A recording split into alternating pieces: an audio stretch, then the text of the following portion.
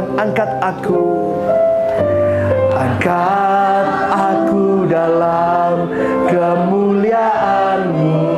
Lebih lagi saudaraku, cari hadirat Tuhan.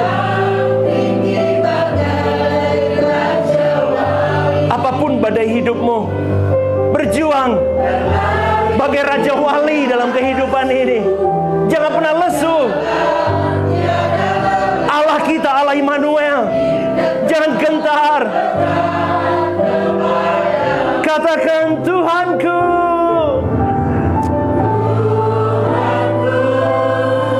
Ku nantikan Kau, Yesus kehidupanku. Hadirat-Mu tempat berteduhan. Kesukaanku Bapa. Oh, haleluya. Tuhanku, Tuhanku, ku perlu Pemu. Rendahkan hatimu di hadapannya. Oleh kuasa firman-Mu, Roh Kudus, berilah kekuatan sepanjang hariku. Haleluya. Mari bersama kita katakan, angkat aku dalam kemuliaan-Mu. Angkat aku dalam kemuliaan-Mu. Haleluya Bapa. Terbang tinggi bagai. Yes. Kami melesat tinggi bersama-Mu, Allahku. Tiada lesu, berjalan tiada lelah, semakin dekat lekat sekali lagi, lebih hayati lagu ini. Angkat aku dalam kemuliaan-Mu. Amin Bapa. Terbang tinggi bagai Raja Wali, berlari tiada lesu, berjalan tiada lelah, semakin dekat lekat kepadamu. Angkat tanganmu. Tuhanku. Yes Lord. Kami butuh Engkau Bapakku. Amin, amin. Roh hadirat-Mu tempat berteduhan. Kesukaanku Bapa.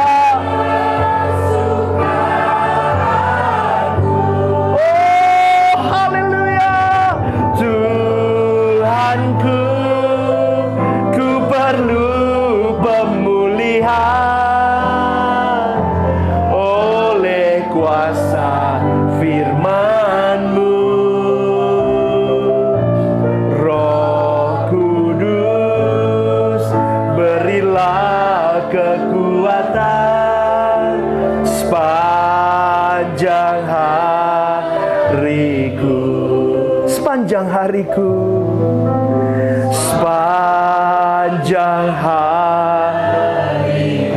Oh haleluya, sepanjang hariku, sepanjang hari. Berikan sorak-sorai yang terbaik untuk Tuhan. Duduk saudaraku. Tes. Oke, shalom saudaraku. Apa kabar semua? Halo, apa kabar semua? Haleluya. Welcome yang baru pertama kali hadir, selamat datang. Ya, Tuhan memberkati. Senang bisa berjumpa dengan kalian. Saudara-saudari yang dikasihi oleh Tuhan, ada satu lagu yang saya suka sekali, dan setiap kali saya menyanyikan lagu itu saya menangis. Lagu itu begini. Saya mau iring Yesus sepanjang hariku, walau berat dan sukar jalanmu. Resapi. Hidup yang kau jalani menyukakan hati Bapa, rinduku menghidupinya. Tuhan ajarku, Tuhan ajarku setia seperti dirimu, taat Bapa sampai di salibmu.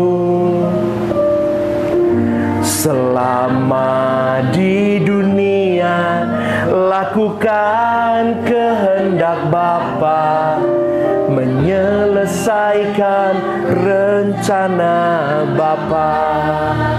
Refnya.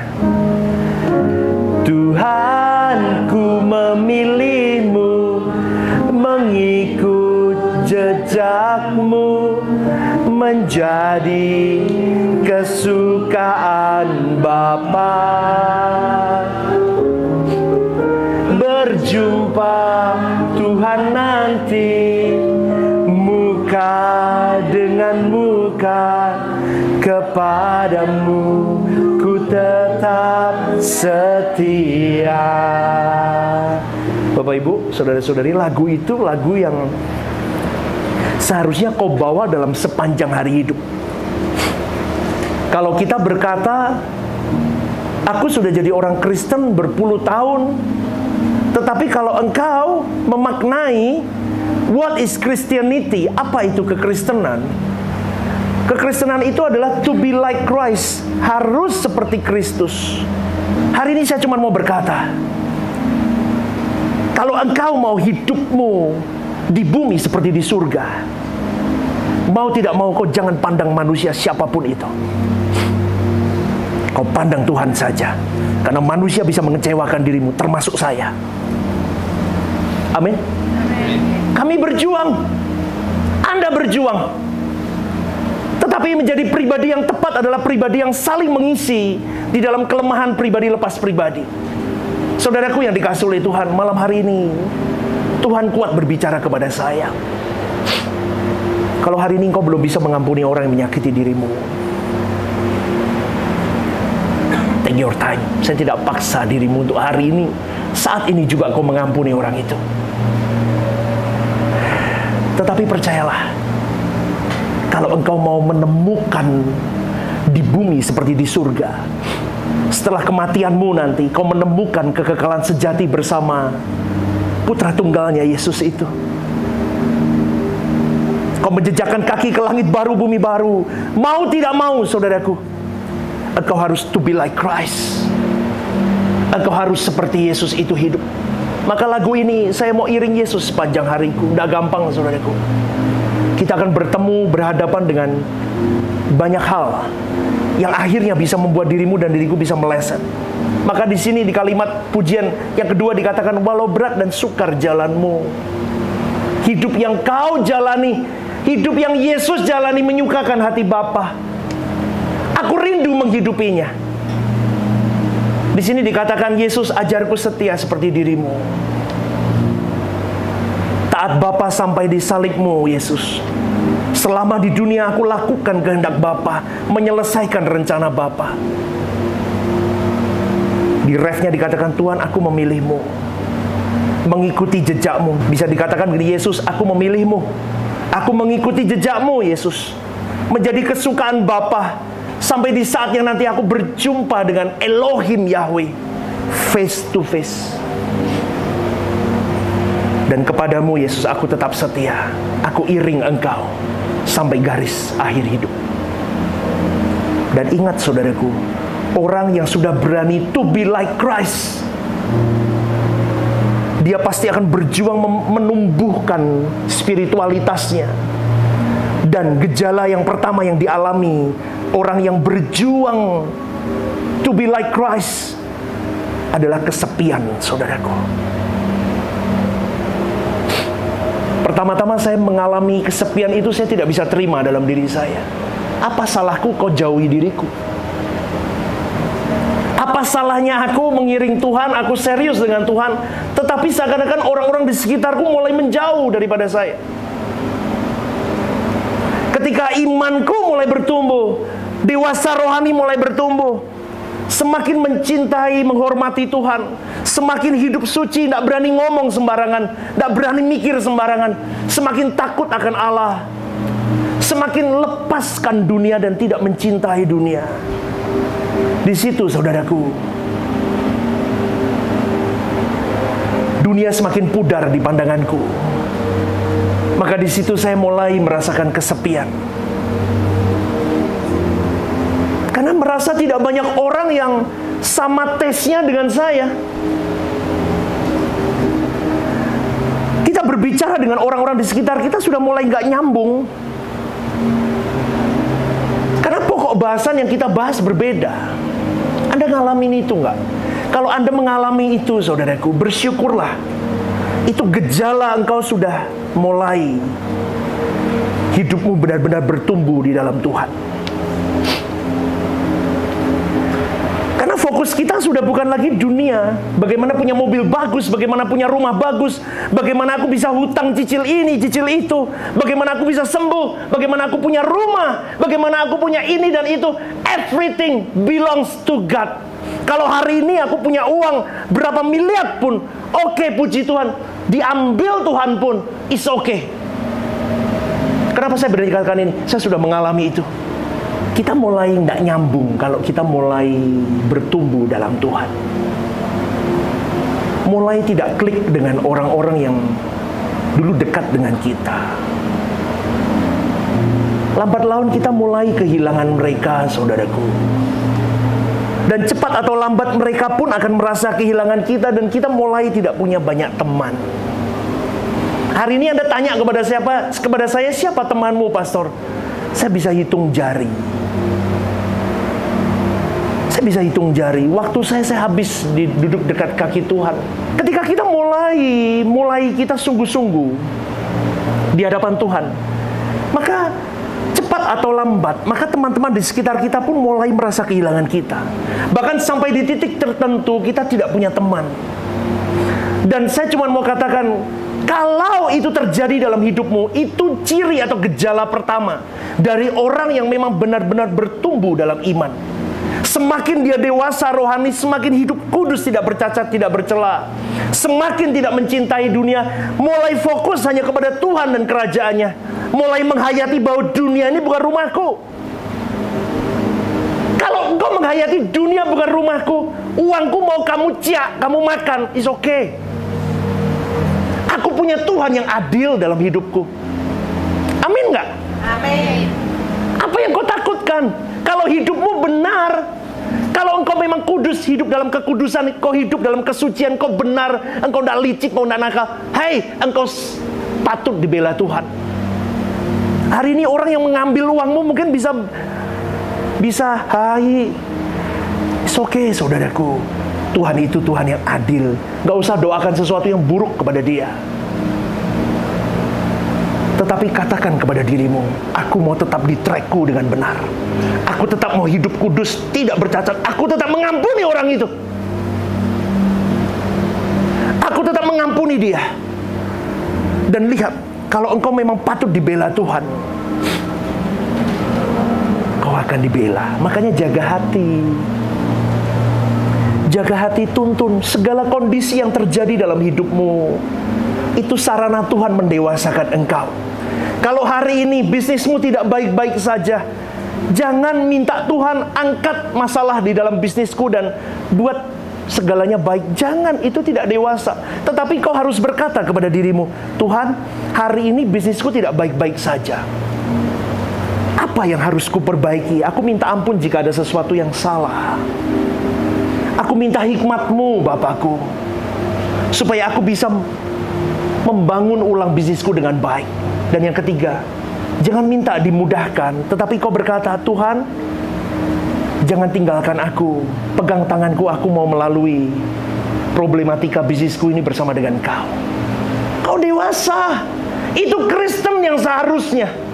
Kalau Yesus berkata kepada Bapaknya hari itu, Bapa, aku tidak mau melalui salib, angkat aku. Dia tidak pernah jadi pokok keselamatan dalam hidupmu dan hidupku. Tetapi karena dia berada di dalam penurutan akan kehendak Allah, dia tahu, Yesus tahu segala hal yang harus dia lalui itu akan mendatangkan kebaikan untuk dirinya, bahkan untuk jiwa-jiwa yang diselamatkan di atas kayu salib itu.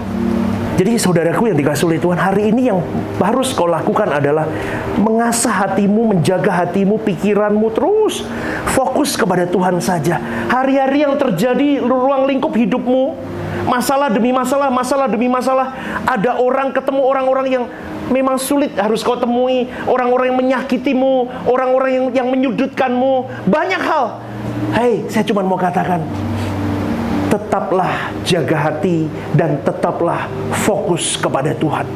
Kalau tidak, saudaraku, iblis akan gunakan semua persoalan hidupmu untuk menghancurkan hidupmu. Tetapi ingat, dari sudut pandang Allah, Allah mempergunakan semua masalah hidupmu untuk engkau semakin berkualitas di pemandangan Bapa. Amin, saudaraku. Berikan tepuk tangan untuk Tuhan kita. Itu yang membedakan. Kalau orang di dalam Tuhan dapat masalah, dia tidak ngomong begini, mau tiara gue. Ayo. Dulu saya begitu. Kalau ketemu masalah dulu, sebelum saya kenal Tuhan dalam, mau tiar gue, mati gue. Tapi sekarang tidak. Ketika kau bertemu dengan masalah, kita bisa berkata begini, puji Tuhan, ini aku mau naik kelas lagi.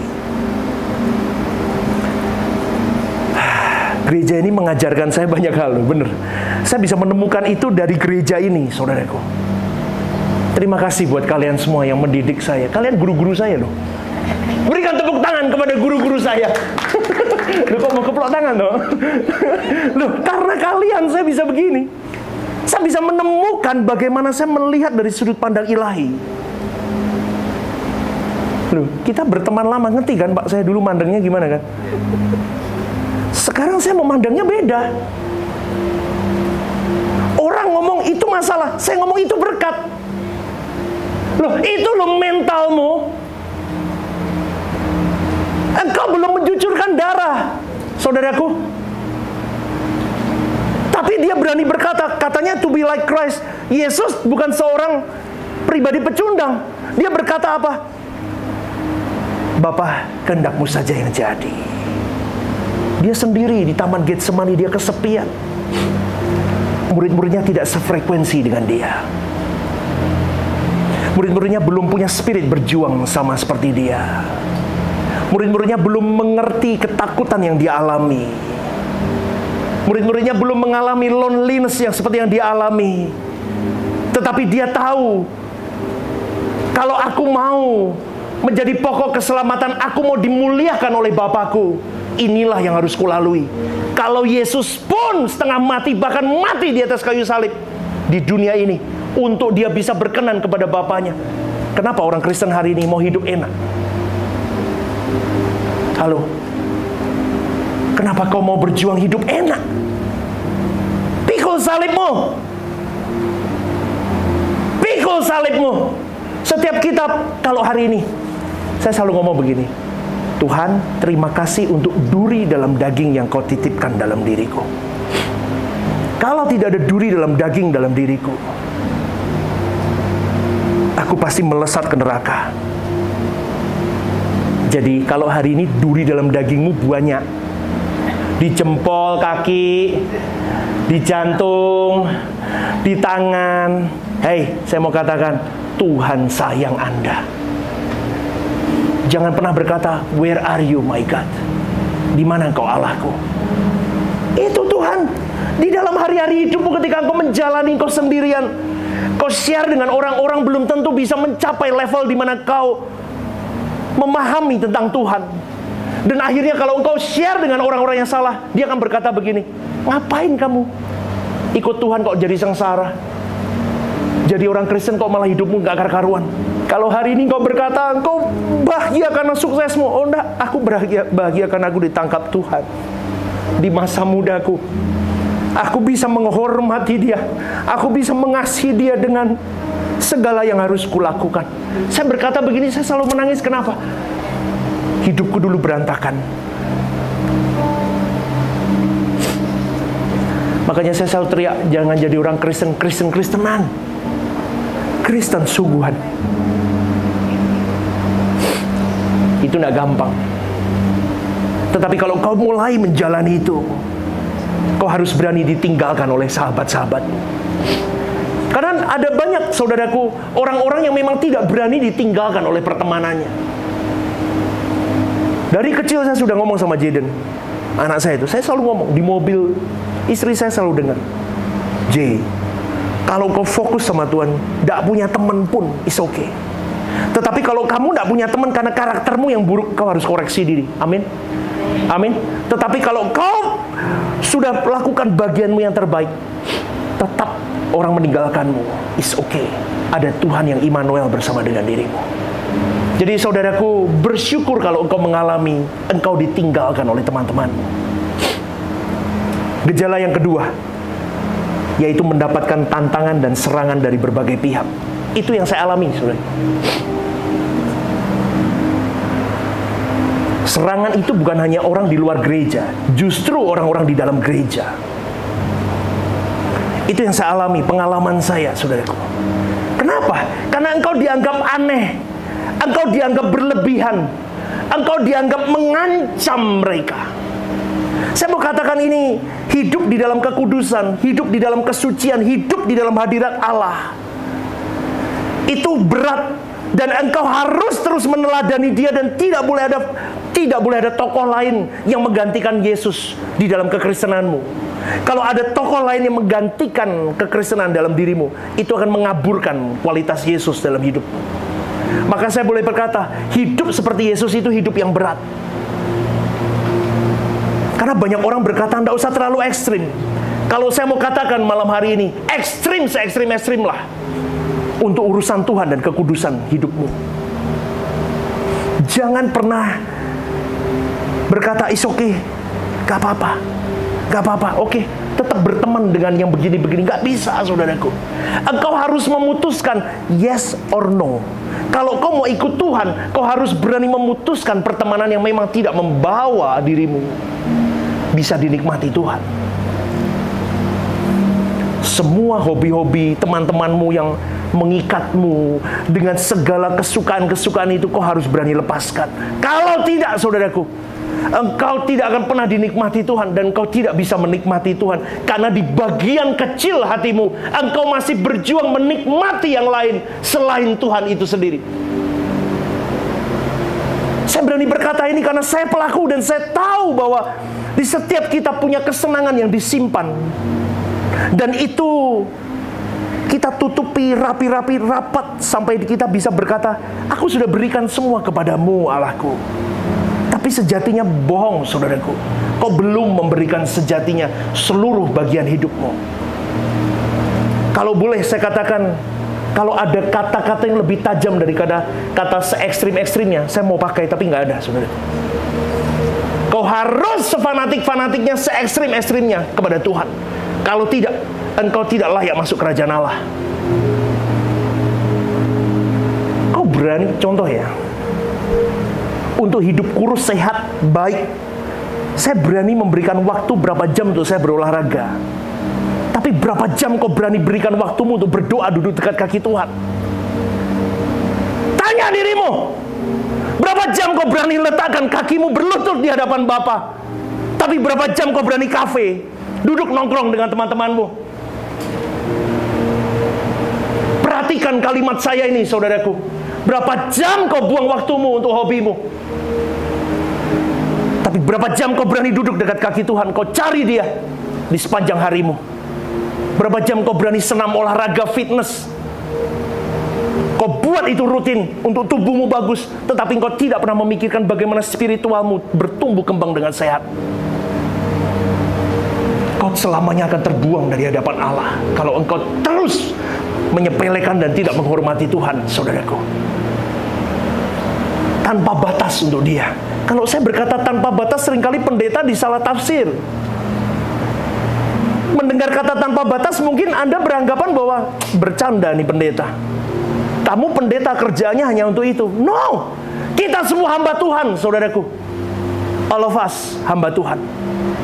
Kita semua punya bagiannya masing-masing. Saya tidak sedang mengintimidasi Anda, atau saya tidak sedang menarik harta Anda, tidak.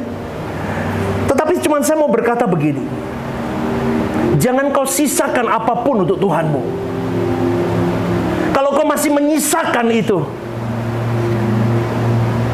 lebih baik nggak usah beri. Kau belum layak. Termasuk dirimu, termasuk hartamu, termasuk waktumu, termasuk talentamu. Kadang saya sedih, saudaraku. Orang kalau masih sehat, mereka tidak mau berjuang mencari Tuhan dengan benar. Dia mau berikan biasa yang sisa. Tapi kalau masih sehat, aduh ya Tuhan, tak pernah mau serius. Gak ada ruginya, saudaraku. Kau beri yang terbaik buat Tuhanmu. Gak usah sibuk beri yang terbaik buat anakmu, istrimu. Hei, kalau kau beri yang terbaik buat Tuhanmu, Tuhan jagai orang-orang yang kita kasih. Amin.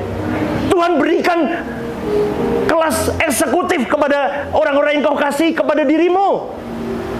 Saya saksi hidup, saudaraku. Jangan ragukan dia. Kalau kau masih khawatir, kau ragukan dia. Kau berani kasih kelas eksekutif untuk kesenanganmu. Loh, saya sampai ngomong begini, saya tidak minta duit Anda, saudaraku. Saya kadang sampai ngelus dodo. Pendeta-pendeta naik eksekutif kelas, aktivis naik eksekutif kelas. Orang salah, tidak apa-apa mau duit-duitmu, asal kau berani pakai untuk pekerjaan Tuhan more dari eksekutif kelas itu. Kau berani beli baju mahal, silakan beli, itu uangmu. Tapi berapa banyak kau berani tabur untuk pekerjaan Tuhan? Kau sehat mau buat apa? Mau buat ganteng, biar gagah-gagah, biar cewek-cewek naksir? Enggak. Kau sehat untuk apa? Supaya aku masih kuat melayani Tuhan, lebih panjang umurku. Itu loh, saudaraku. Ini loh mindset, karakter rubah untuk Tuhan. Tapi saya heran, hari-hari ini kekristenan tidak begitu. Dia tidak berani menyayat diri, dia tidak berani berkorban untuk apapun untuk Tuhan, tetapi dia berani berkorban untuk kesenangan-kesenangannya. Jadi malam hari ini, saudaraku, standar hidup kekristenan yang kita miliki itu sesungguhnya cuma satu: serupa dengan Yesus, sempurna seperti Bapa. Amin. Amin. Roh Kudus akan menuntun dirimu dan diriku hari ini. Kalau engkau kesepian, kau ditinggalkan teman, bersyukur. Itu berarti tandanya kamu mulai naik kelas. Yang kedua, kalau engkau dihajar dengan berbagai persoalan yang tidak pernah kau pikirkan hadir dalam hidupmu, bersyukur kau naik kelas. Dan kalau itu tambah hari bukan tambah baik, tapi tambah ruwet hidupmu, masalah bertubi-tubi. Loh, beda toh? Gereja ini beda ngajarinya. Kalau masalahmu tambah ruwet, tambah bertubi-tubi, tambah berkat Tuhan semakin banyak. Anda semakin terbang tinggi. Amin. Berikan tepuk tangan. Haleluya. Kita bangkit berdiri.